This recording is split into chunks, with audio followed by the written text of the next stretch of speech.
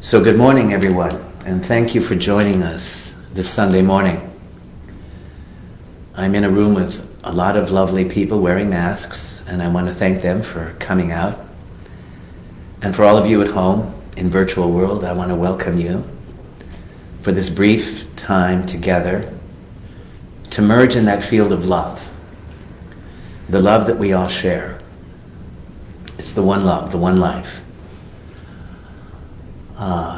And the only thing that it asks is that we say yes to that life, that we come home to the truth of our being. Last week I spoke about the road home. And in that talk I realized that there is no journey home because you're already home. As the sign says above my head, I have arrived, I am home. And so the irony is we're already at the very place that we seek to be seeking. And knowing that, the seeking stops. And we can rest in that place of home. I love the word rest. Last week I made an acronym out of rest, and I'm going to reflect on that. The R was to relax, recognize, remember that you have returned. The E is to embrace everything that we experience with an equanimity. That means that everything is here for us. Equanimity doesn't push something away or grab onto something. It says everything that I am experiencing is truly here for me because I am home in that heart space, in the context of my being. The S was to savor and surrender to the sacredness of life. Surrender. Savor this sacred moment.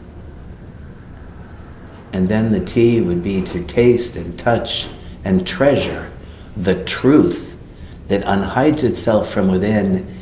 And then the last T is to trust in that, to trust in the truth of our being. And so as we align ourselves to this dynamic of resting in what is, we then can open our hearts and open our minds and invite those who are just walking in the room to find a place to sit, knowing that Spirit is always on time. And I'm going to invite you to merge the head and the heart. Whether your heart reaches up to the head or the head comes down into the heart, it doesn't matter. But what is significant is that we're not separating them anymore. In oneness, it doesn't seem logical that we would want to separate the head and the heart and make one right and the other wrong. But in unity consciousness, we can place them together in an intimate relationship, not unlike an octopus or a human, saying, how could those two species possibly resonate? And yet if you've seen The Octopus Teacher, you know that it's simpatico, it's beyond understanding with the local mind. But the heart mind can tune into it. They connected in a field of love that was greater than human love or animal love. And then we get to stretch our perception out of the local identification with our local mind that by its very nature has opinions and judgments and a history and a herstory, but in the no mind, in the infinite mind, we can actually tap into the mind of an octopus because we're not separate. And so the invitation this Sunday is to expand that field of our perception beyond the local mind into the spaciousness of an infinite mind that contains thought, but it contains so much more than thought.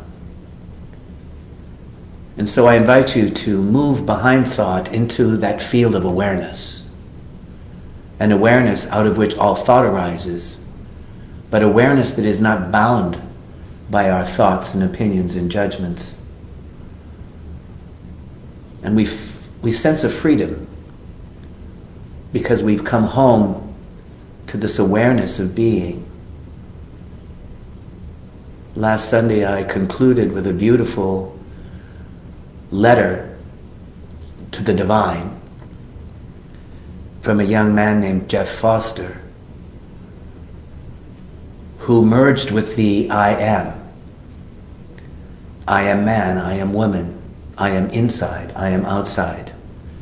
I am thought, and I am no thought. I am love, and I am also sadness. This I am is everything. And the I tends to make it personal, but when we let go of the I and we just rest as am, then we are the beingness itself, seemingly localized in human form, but truly an amness that is universal. And we get to rest as that. When Moses asked God, "What shall I call you?" it is reputed that God said, "I am." What is my name? I am that I am. And so when we know that we are made in the image and likeness of that I am, we can be that. Notice how time stands still and we move into a timelessness. In fact, time is a construct of the mind. Yesterday, today, and tomorrow. But in the soul, we live in a timeless, eternal now. And so the invitation is then to stretch out of an identification with this egoic me into this eternal we.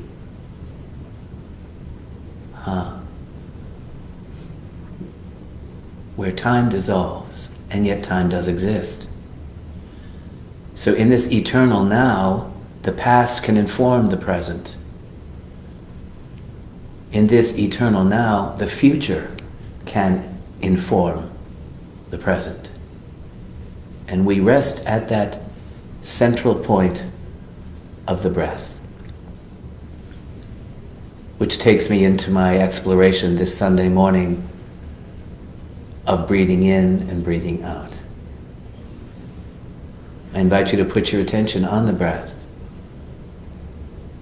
That breath that when we took that first breath, we entered into this life form. And when we leave this life form, we will have our last exhalation. And so what if life rests on the breath? And then we look deeper into this sacred breath of life, and we realize that the breath is breathing us. There's very little control or effort in breathing, unless of course we make it effortful and we seek to control the breath. But if we practice that surrendering, then we can notice that the breath is flowing in and flowing out. Anchor yourself in the breath. It's that still point. I hear Karen Drucker's beautiful song, I breathe in, I breathe out, I take in, I give out, I let love, I let go, I release, I know. And then she says, breathe, breathe, breathe. And so we rest in that breath that is breathing us. She says, I forgive and I forget. I trust and I know. that in this breath I am free of all the struggle, of all the goal setting, of all the regrets. In this simple breath, I am truly polishing the mirror of the heart. As I witness this breath, I am polishing the mirror of my mind. And so as that other song says, I can see clearly now. The pain is gone. I can see all the obstacles that were in my way. Gone are the dark clouds that had me blind. It's going to be a bright, bright, sunshiny day. And so as we let go of the clouded thoughts of yesterday, perhaps the clouded thoughts of today and tomorrow, then that light of truth, that light of awareness shines through, and we see clearly, not from a mind that is cluttered with concerns and beliefs and opinions and judgments, but with a mind that is free, that reflects back the beauty that's all around us and within us. A heart that is pure. And we hear the beatitude, blessed are the pure in heart, for they shall see God.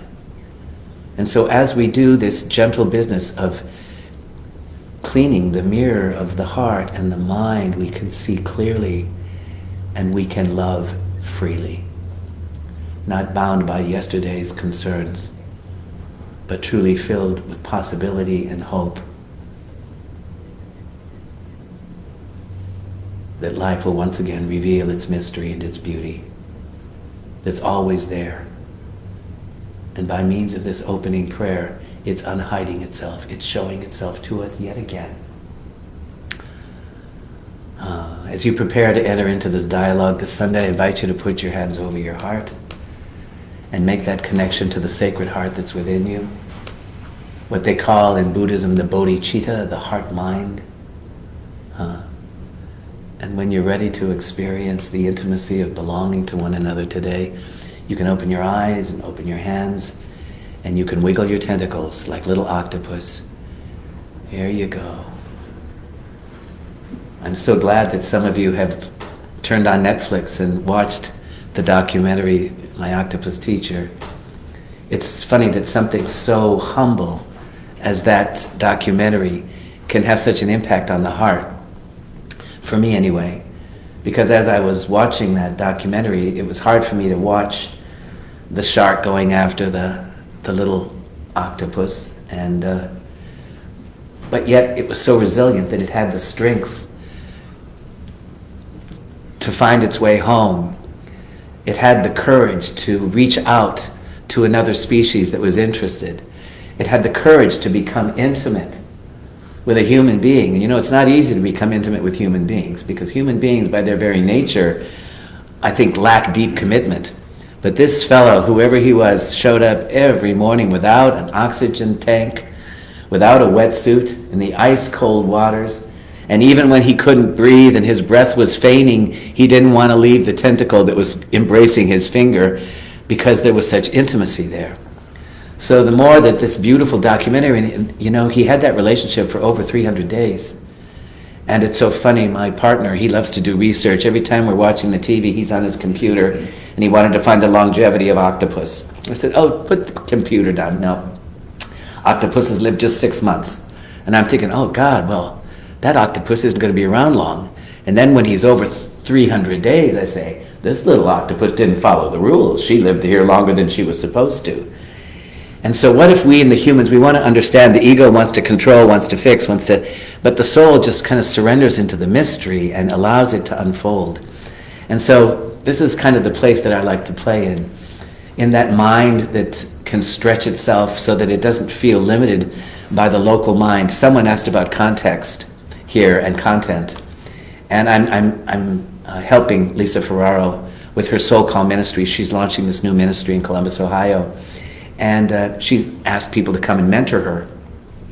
And several are there, and they have shared with Lisa on the Zoom call that we're here to help bring you content, Lisa, for your Soul Call ministries. And I said, well, I'm not here to bring you any content at all. I'm here to bring you the context. The context is the spaciousness. It's the field where we meet. And then in that field, could we let what's in that field arise? When I use that beautiful acronym of resting in home, could we rest in an awareness that's beyond thought? Could we rest in a love that's beyond attachment? Could we rest in a peace that the Bible says passes all understanding? You know, you can find deep peace. My sister-in-law made her transition on Thursday morning, and it was very strange because her spirit came to Trey, at least he thinks she did, on Wednesday morning. He went down into the dining room. It was about 6 in the morning, and he heard a sound. It was like whistling or chimes, and he heard this breeze blowing. And because she was on hospice, he thought, oh, Susan must have passed. But she didn't pass till 24 hours later. And so he said, well, what was that, David? I said, I think the spirit is able to leave the body and to visit you. And then last night, we were having dinner, and in the middle of dinner, one of the paintings fell off the wall, like a poltergeist type thing. And it was the painting that his mother had given us years and years ago, the mother that Trey and Susan shared. And the frame didn't break. And Trey said, what was that? And I said, I think that was Susan, just letting you know that she's okay. And he says, couldn't she come to me as a butterfly or a hummingbird? I said, honey, you can't tell the universe how it's supposed to come. So what if we could open to the mystery of life? And the greatest mystery of life itself is to know that this life was never born and never dies. I did a memorial service yesterday at Laughlin's for a man that I'd never met, but who had been here once and who was impressed by my whatever, and his wife and daughter came to see me. And I said, well, if you want me to do this, I'm honored to do it, but I just want you to know that I'm going to probably say that he didn't die, that he's still here with you. Because I believe that with all my heart, that what we are doesn't die. The body dies, yes, but the spirit is eternal. And when you've been as alive as long as I have, and you have so many that are with you, I feel my mother all the time.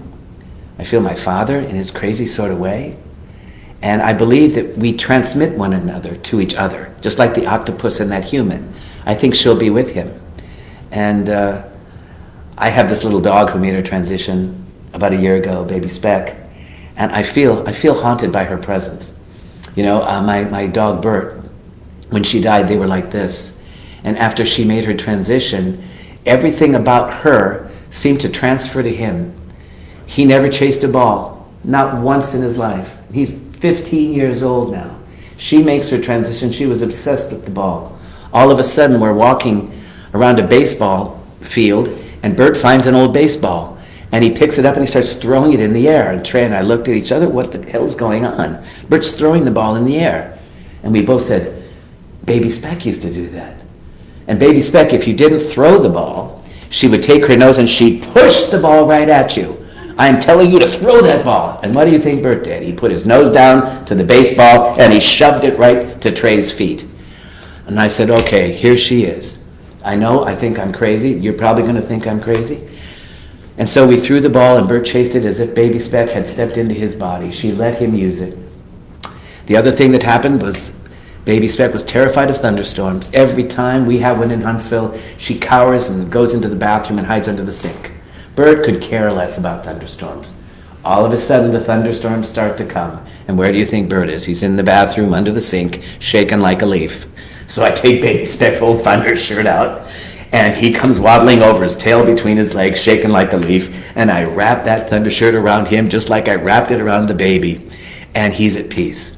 So could we open to the mystery of this something greater by just the willingness to let go of the mind that thinks it knows everything and enter into the curiosity of the soul? You know, the ego wants to have answers. The ego wants to be in control. And even though we go into somebody training as a young child, Ram Dass says, we come here as a nobody, and then we go into somebody training. And he says, and then when maybe you've had a heart attack, you begin to wake up to something that is so much greater. Maybe it's your soul begins to wake up. And then he says, you go back into nobody training. So Nisargadatta says, when you know you're nobody, that's when wisdom starts to flower. And when you know that you're everybody and everything, I would add, that's when love begins to flower. So I'm nothing and I'm everything? Yeah. You're nothing and you're everything. That means then that you have this egoic mind that you've cultivated over a lifetime with goals and ambitions. And hopefully, if you're crazy like me, you have all these damn degrees that qualify you for nothing. And yet you have this hungry soul that aches for truth that was there when you were a little kid and is still there. And the soul that doesn't want to have answers, but the soul that wants to find meaning. Wants to find meaning in everything. And so when you lie on the floor and someone's saying to love your body, and then you feel this love coming up that you had never felt before, that's when the mystery begins to unveil itself. A young lady showed up here I haven't seen in a long time, and apparently she had a car accident that could have killed her. But what it did was it awoke her to a deep healing of her own inner child. So what if we could say yes to the mystery of this healing? It's so much greater. When we get out of the way, something can happen. I'm doing a series this month based on a little book that I read when I was on vacation called Polishing the Mirror of the Heart, which is a Sufi idea. And it's also a Christian idea. Richard Rohr speaks about polishing the mirror of the heart. This is a little book that I've taught here at the center. And he talks called wiping the mirror. This is his take on cleaning the mirror of the heart. He said, the Zen Buddhist masters tell us that we need to wipe the mirror of our minds and the mirror of our hearts in order to see what's there without our distortions or even our explanations. We taught a class here in my ministerial class. It was called The Work by Byron Katie. And she said, we form conclusions in life. And then we'll say things like, oh, life is really hard. Or so-and-so's a jerk. And those are just thoughts. And so in The Work, the way she polishes the mirror of the heart, you can have a real strong conviction in your mind. And then the first question, is that true? Yes, of course it's true. Life is hard and it sucks. And then the second question, is it really true? Well, no, parts of it are kind of nice and sweet. And when my dog gets on my lap or puts my head there, when my cat purrs on my belly, I guess life isn't so bad or hard. So in other words, what you've been telling yourself isn't totally true. And then Byron Katie, the third question is, how would you be if you didn't think that restrictive, judgmental thought? Well, I'd probably be free. And then the fourth question is, could you be willing to let go of that narrative? Have you noticed when you let go of your grievance and your story and you're arguing for the limited idea? One of the very first ideas I had as a brand new young minister came from Marcus Bach, who said, if you argue for the limited idea, it's yours. What? If you argue for the limited idea, it's yours. I had a young lady, a friend of mine in Atlanta, and she had a bad relationship. So then she wanted to make a generalized statement that all men are jerks. 101, all men are jerks. I said, but I'm a man. Am I a jerk? Oh, you're not a real man. All men are jerks, but you're not a real man. Okay. Imagine how she would think if she didn't hold that thought in her head. She'd be free of that limited idea that just constricted her. So I use that as just a little metaphor for us to examine and get clear on what thought pattern needs to be expunged from your belief system and what emotion needs to be purged by a willingness to meet that wounded child like Norma Jean did. She's having a huge healing, and she's in her senior years of life, and to think that she would meet her own little girl at this stage of life is really quite sacred. It took a heart attack for me to meet my own abandoned little boy who had been shamed, who had been told that he wasn't acceptable, that he wasn't enough. And when his not enoughness would come up, I wasn't to shame that not enoughness out of him. I was to say, no, you are enough. And when he was sad, I wasn't to say, no, don't be sad as a little boy. I said, okay, you go ahead and be sad, and you'll be my little octopus, and I'll put my arms around you, and I'll kiss you, and I'll love you. And so all of him got to be present. And so much of what life is to integrate all the abandoned parts of ourself. Not to, in the old way of thinking, get rid of the negative parts and only affirm the positive, but to embrace the all of us. When we can embrace the all of our own selves, then we can embrace the all of the planet. We can embrace our mother, who may have unskillful ways, and our father. And then we find that forgiveness starts to flower. And we begin to even thank them. In our class, Healers on Healing this week, they talked about healing relationships. And they said sometimes a healing relationship doesn't look the way you think it should look. What we think normally, what the ego thinks of a healing relationship, is someone who can fix me, someone who supports me, someone who uplifts me. But what if the healing relationships that are the most transformational are the ones that wound you? And then I thought of the two abusive relationships I had in my life, and in a strange sort of way, I could say that they healed me from my dependency on them to my actual autonomy as me. Susan knows what I'm talking about. When I healed and left those dysfunctional relationships that I thought were abusive, set me free to loving myself in a much greater way than I ever could have loved myself. So they were healing relationships too.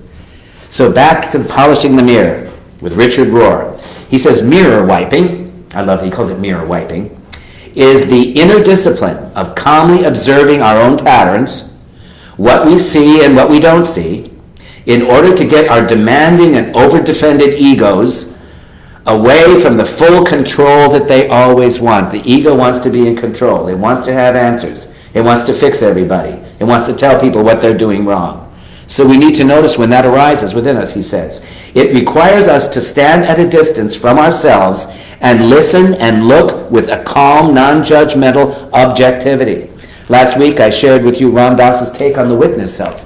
He says the witness part of ourselves is the factor that can turn us away from being embroiled in our thoughts and emotions to, first of all, just witnessing. There's a judgmental thought. There's a critical thought. There's a disturbing emotion. There's anxiety arising. I love the word anxiety. When I studied with, what's her name? Louise Hay, she said anxiety comes from the root running anxiety. And the beautiful thing about anxiety, it runs right through. And every time I think of anxiety, I think of it running right through my life. There's some anxiousness in our country. Anybody feel the anxiousness? I certainly do. Could we see it run through? And not all of our day can be anxious. I can find hope. Gene and I live in this place called Hope. It's not just a place in Arkansas. It's a place in our heart. So could we discover that by willingness to let the anxiety move through when it wants to? It requires us to stand at that distance and observe it. Otherwise, we do not have these thoughts and we do not have these feelings, but rather the thoughts and the feelings have us. We're a victim of our thought patterns. We're a victim of the emotions and the anxiety and the depression until we say, there you are, my little depression. There you are, my little sadness. And we begin to love them, just like we love our hips, just like we love our flaws. There's a beautiful line from the Bible that says, could my perfect love my own imperfect? Could we love the flaws? If you've ever been married, and I've been married for 45 years, could you love them not because of the perfection that they have, but of the flaws that they exude? And to be there for those flaws. I have a husband that lives in worry, and he was given worry by his mother, who thought if you love someone, you worry about them. And so when he worries about me, I just let him know that I'm okay, and thank you for your worry, but you need not worry. If I would stay a little longer after class and be talking to someone in the parking lot and didn't get home at the right time, he'd be sitting on the steps worried that something had happened, that I'd been in a car accident. I said, honey, I stayed around to talk to Gigi. I'm fine. But see how, so you love the all of the other person. There's a word called Shempa in Buddhism. And Shempa is so simple. It's that which hooks you, that which gets you to react, that which gets you stuck. And when you can discover where the Shempas are. Adam has a tattoo on his arm, and he has the control buttons on a device, and he has them put in a bottle. In other words, he doesn't want the control to control his soul. And then he's got these other buttons, pause and fast forward, and I don't know what the other buttons are, but the buttons that would set you free. So he's done the work on himself to say, I don't want to be in control place. I don't want to be stuck in somebody's idea, but I want to be free.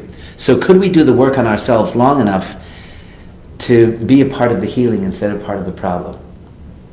I'm going to give you a titch more of Ram Dass in his book, Polishing the Mirror of the Heart, because it's truly a gem.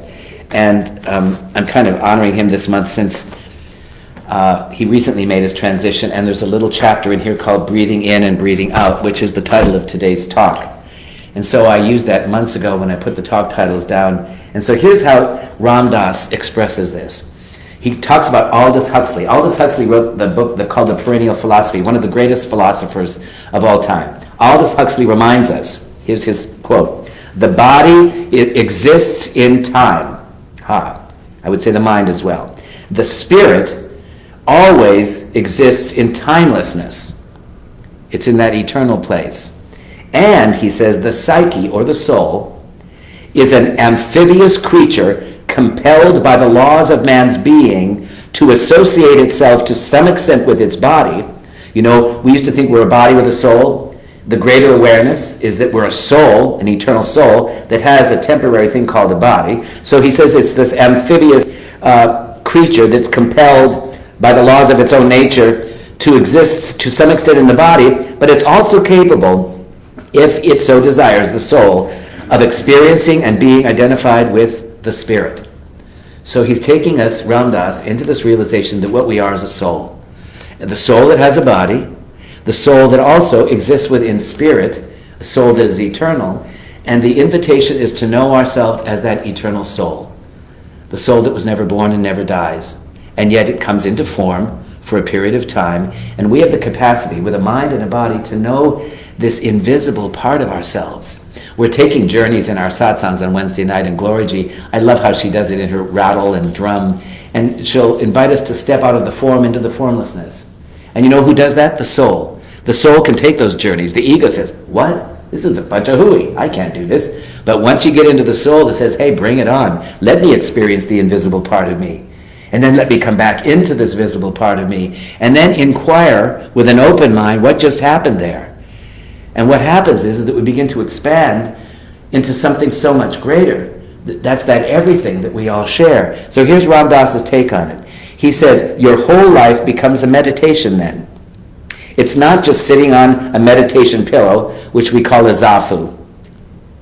He says, then all of life becomes one big zafu. No matter whether you're driving in the car, whether you're making love, or whatever you're doing, it's all meditation, and it's the practice of being here now and of simply breathing in and breathing out. Be here now. That was his first book. And notice what's breathing, which is that thing that I shared with you in the opening meditation.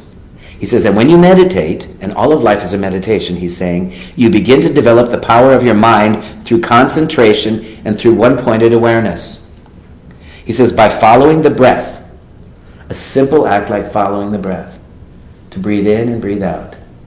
There was a lady that came here for years. Her name was Cindy Swearingen. She was one of my ministerial students, and she was a yoga teacher. And there was a woman in her yoga class, and they kind of looked to the yoga teacher as the guru, because she would invite them into the witness self, into embracing and this breath. And so this woman's husband had been arrested. He was going to jail, and she was filled with anxiety and fear and all the emotions that would accompany that judgment. And so she went to Cindy and she said, what can I do? What can I do? Everybody knows, what can I do? What can I do? And Cindy said one simple thing to her. She said, breathe. She said, what? She said, just breathe. That's all you need to do. In the courtroom, when they're sentencing him, breathe. When he goes to jail, breathe. When you're going through your anxiety, breathe. Well, Cindy said to me, years later, she ran into this woman in Scottsboro at a yard sale. And the woman came over to her and she said, Cindy, I have to tell you that what you told me was the best advice I've ever gotten. Because when all this anxiety and everything was going down, I just breathed. And I was able to get through that. He's saying the same thing. When you meditate, you begin to develop the power of your mind through concentration, through one-pointed awareness, by following the breath, or by repeating a simple mantra. Now, Ram Dass's mantra was Ram, Ram, Ram, Ram. A little mantra that I love to use is be still and know that I am God. Or another mantra would just breathe, right? So just to get that single-pointed awareness. And he says, you develop the capacity to put your mind on one thought and to keep it there and to let everything else flow by. So here's a mantra, all is well. And if you don't think it is, say all is well all the time. Not just when things work out the way I want to. All is well. Single-pointed awareness. Yeah, but there's an asshole in the White House. Yeah, but all is well, right? You just get yourself out of those other thoughts. And you let them flow out, and you stay with your mantra. And you bring one thought constantly to the surface. And you keep coming back to that one thought. And you're breathing in, and you're breathing out.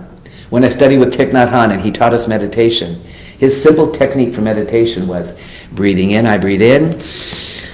Breathing out, I breathe out. And then he says, in, out. That's enough. Just by centering your mind on the breath, by that very simple act we get out of the nattering nabobs of negativity and the emotional storms that might be brewing, and we return to the eye of the storm, and we find that peace that's waiting for us. We've come home. We've come home. He goes on to say, but you bring one thought constantly to the surface, and you keep coming back to this one thought, breathing in and breathing out, or simply rising, falling, or you use the mantra that I use, Ram, Ram, Ram, Ram. Whether you're eating, whether you're sleeping, whether you're making love, you say Ram, Ram, Ram, and it keeps going. And you spiritualize your life. You convert it, all by maintaining a frame of reference that has the dual capacity of centering you and increasing the power of your one-pointed awareness. As Maharaji would tell me, he says, when you bring your mind to this one still point, then simply wait for grace. Bring your mind to that one still point, to be still and know that everything is God, and then wait for grace. Grace is the unmerited givingness of the universe. Oftentimes the grace is just the exhalation. You know, when someone's grieving or they're in an emotional upheaval, and they'll be through the receiving line and they'll come to me, and usually they fall apart in my arms. We can't do that anymore with COVID, but I notice almost without fail, I tell them to exhale. Because with the emotions, I just say exhale, and one simple exhale, whatever it was that was constricting in them just begins to fall away. Could we take refuge in the breath? And this is the simple, profound, sweet message that Ram Dass is giving us in this book, to take refuge in the breath. Rumi says this. He says, I will set you on my breath, so you will become my life. Now, as I read that quote, I read it twice. I will set you, with a big Y. I will set you on my breath, so you will become my life. So what would be the you? Would it be divine love? I will set divine love on my breath. The breath that is always breathing. It never leaves us or forsakes us. So you will become my life. I will set the wounded child, who is the wonder child, on my breath. So you will become my life. I will set you, the mystery of belonging to the universe, on my breath. So you will become my life. I will set you, that beautiful little octopus, and your soul on my breath, so you will become my life. See, we're not limited to this one life. We're only limited to the one life of the universe. Holy cow. Is it that vast? Yes. And yet it is particular. So, you know, metaphor speaks volumes. When you know you're the ocean of love, you realize that this ocean of love refuses no waves. So there's the wave of depression. Come on in. You're part of me as the ocean of love. There's the wave of anxiety. Come on in the ocean of love. Here's the wave of abuse and fear and concern and judgment. Hey, come on in. You're part of the oneness. The wave refuses no ocean. Could we be the ocean and embrace the all parts of ourself with a simple act like the breath? You know, the truth is really simple. It's not always easy to do and follow. The truth is that you're that. What is that? Everything and nothing. Well, that's too vague, David. Yeah, I know, but that's the truth. The truth is so simple. The truth is that you're already there. There's nowhere to go. There's nothing you have to do. It's just be that. Be that. Be what, David? Be that you are, which is the allness of being, which is the ocean of love, which is the peace that passes all understanding, which is the joy of existence. I love that French phrase, joie de vivre, the joy of love itself. And sometimes when people die, you find this strange joy. When you get a wake-up call from the universe, as Norma Jean did, there's this strange joy. It took a car accident to wake me up. Boy, I've never been happier. You have a stroke and you think you're dying and part of your brain's gone and you come back as a different person. My God, I lost a part of me that I didn't really identify with, and there's something that's emerging that's so much greater. Could I see the beauty in that and surrender to that? You know, I love this phrase from the Buddhist. He says, we don't learn from experience, we learn from our capacity to experience. So everything I'm doing at this stage of life is to try to expand that capacity. And in order to do that, I have to have a few screws loose, so I'm not so fixed and controlled in my thinking, but so that I can open and ponder the imponderable, that which has no answers. I can enter into the unknown and stay in the beginner's mind. So lastly, I'm going to give you a poem I love poetry, and this is by Mark Nepo, and it's how not to abdicate the breath, how not to abdicate your true nature, the place that we call home, the place hopefully that you come here to experience and rediscover and remember. I am remembering who I am. Yeah, I'm that. So here's his beautiful poem on how not to abdicate this place that we all long for. Oh, I'm in the wrong book. How can I find abdication in that book when it's in this book? I read so many of these poems only to find just the right one, so I hope this is just the right one. It really speaks to my heart. He says, when decisions are complicated, try to go below them, where the job is simply to go on breathing. When things are complicated, go below the problem and just go and start breathing, he says. If in pain, the task is to remove what is paining you now. If there's a splinter in your finger, take the splinter out, and he says, and then just keep on breathing. He says, if you can't, he says, then the work must go the other way until you soften and enlarge like water around whatever strikes it. So when you can't let go of the pain, maybe you can expand around the pain and begin to love the pain, and then have a catharsis like Savannah did. He says, when events seem too important, resist the pull to a yes or a no, and just breathe yet again. When things are so important, you don't have to make a decision of yes or no. I don't want to know what to do. If there's a civil war in the country, am I going to leave? I don't have a clue, yes or no, but I can go into the breath and breathe. He said, if someone presses left or right, take the unmarked way. And in taking the unmarked way, breathe yet again. He says, and when nothing seems to matter, find the early light and stand like a tree in the wind and breathe with the tree. When you can't find meaning and life doesn't seem to matter, could you just take refuge in the wisdom and the depth of a wise old tree? He says, stay this way long after your arms tire. Stay this way until you are unsure of what matter really means to you, and continue to breathe. I can remember as a young man, I thought everything was so important, everything mattered so much.